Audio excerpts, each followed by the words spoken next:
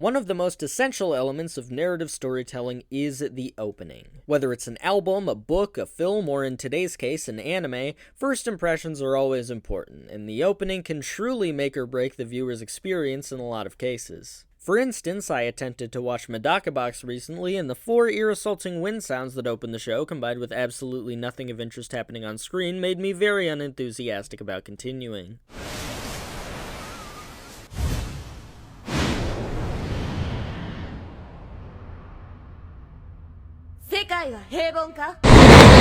I bring this up because the core issue with Shinichiro Watanabe's Lazarus can be summed up completely in the first minute and a half. The episode begins with a full minute of astoundingly gorgeous imagery. Look at the ridiculous amount of detail on this table and how difficult it must have been to animate the camera panning down here while keeping the motion of the spinning top looking perfectly fluid and natural. Look at how absurdly well drawn the reflection of the room in this character's eye is. Look at the completely unobtrusive and tasteful rotoscoping in this shot. Look at this thing, I don't even know what it is, but it looks awesome. I could comment on how gorgeous every single shot in this opening sequence is. It's one of the most breathtaking things I've seen all year. Then we cut to this, and you realize that you're watching an ugly show and that the exposition over the opening sequence wasn't even close to interesting enough to hold your attention. Then you rewatch the opening sequence and actually pay attention to what was being said and realize that the premise of this show sounds right out of a 1940s superhero comic. So, there's a mad scientist that gives everyone a drug that is really cool,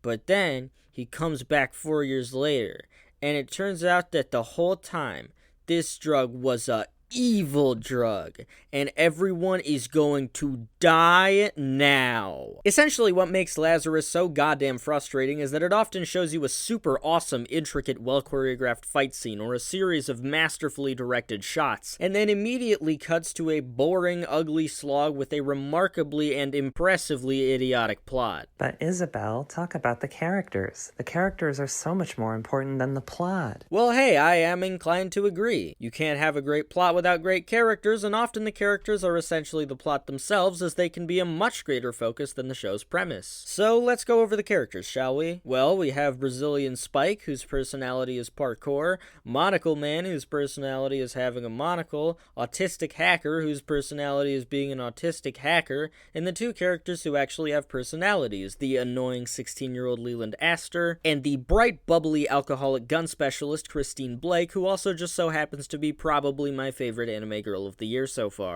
So we have 1 character I like, 2 characters I don't like, though one of them is at least decently fleshed out and well written, and 2 characters who are so painfully underwritten and poorly characterized that I cannot possibly fathom even beginning to care about them. But I don't necessarily need good characters or a good plot, as long as a show is truly a visual or aesthetic splendor. Does Dead Leaves or Urotsuki Doji even have a plot? Who knows? What I do know is that I adore those movies for how unbelievable the visuals are. Unfortunately, this brings me to what really makes this show kind of suck in my opinion.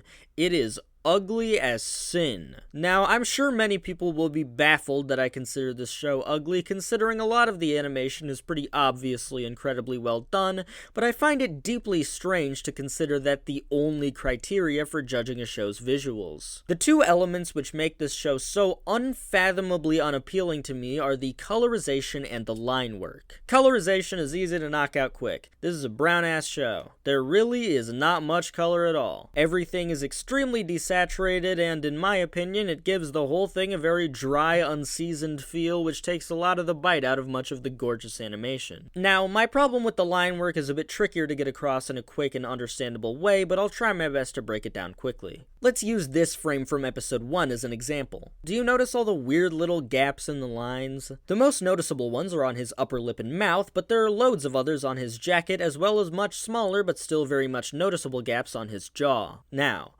Why the hell are these here? What do they add to the design, the shot, the lighting, the literally anything? Let's take another profile shot from one of Watanabe's most recent and grounded shows, Zankyo no Terror. Notice how the only gap in the line work is at the tip of the character's nose. They're to accentuate his soft and childlike personality, and the rest of the line work is 100% normal. Now, I'm sure many viewers may think of this as a ridiculously pedantic complaint, but again, here's the thing. This show has given me no intrigue intriguing premise, no interesting plot, no interesting characters, not even a cool, fun aesthetic to grasp onto. So yes, when a series gives me nothing to enjoy but a few fleeting action scenes, I'm going to start breaking down my distaste for the few elements it's given me. And that's really Lazarus's biggest problem. It's utterly devoid. I've seen a lot of people saying that this show isn't actually that bad, and it's only getting such a relatively lukewarm reception because people are comparing it too much to Bebop, Shampoo, and Dandy. Well, firstly, I think it's pretty clear that this show is inviting the Bebop comparisons in a big way, and secondly, without the baggage of Watanabe's previous work, I don't think anybody would care about this show at all. It's, like I said, a boring, ugly slog. One that clearly thinks it's much smarter than it is, I might add. As much as I thought Zankia no Terror was a pretty fundamentally broken series, it was certainly miles more engaging, interesting, thought-provoking, and visually wondrous than whatever the hell this is. And that's not even mentioning the big three, because I feel the gap in quality is so obvious that I don't even need to begin going into why. Anyways, that's all I've got for this show. If you're interested in more analysis of this sort, check out my other videos, and if you like those too, consider subscribing to the channel. I also have a second channel with vlogs and the sort, a big playlist with every video I've ever made, and a Discord server that's linked in the description. Thanks again for watching, and I'll see you next week.